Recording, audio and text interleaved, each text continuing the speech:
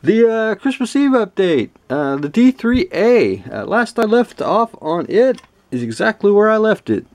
I actually took a couple days off from it. I had a few other business commitments I had to finish up, and then I will go back to this in a couple of days. But it's basically sanded, primed in a few areas, and I just need to add on a few more parts and mask off a few stuff, the cockpit and the engine, and give it a good coat of primer, and then basically start painting and actually putting on the main parts, especially the wing and then the photo etch. But that's where I stand on that. So hopefully in a couple days I'll be able to work on it a little bit more as we move along. But I did manage on the NXs to finish all of the decals, as you can tell by the big pile of decal paper. Last I left off on this, you all saw the bottom of the NXs,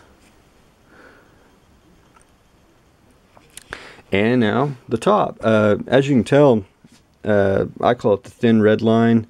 On the refit, it's actually more red and thicker than it is on the NX one. Just I mean, it's the same decal, but it's different, as you can see. And yesterday, or the day before, I went in with number 11, and I basically scored the panel lines and took more setting solution and just coated it and got everything to snug down, and it's basically drying as we speak, and it should be dry today.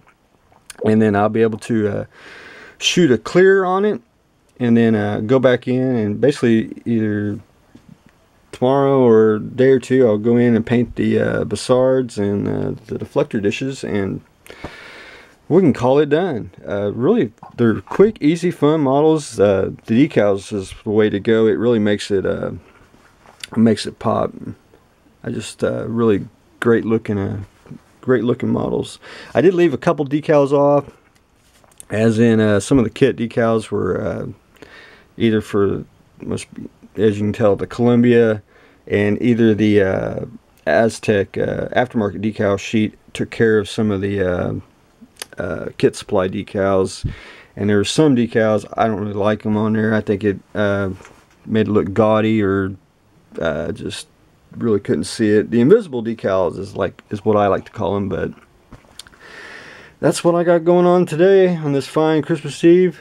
Letting the NXs dry, and then I'll go back in and paint the bassards and the deflector dishes, and then we can continue work on the D.IIIa, and I will probably this weekend show you all what's coming up on the build for other segment. So stay tuned for the next exciting episode.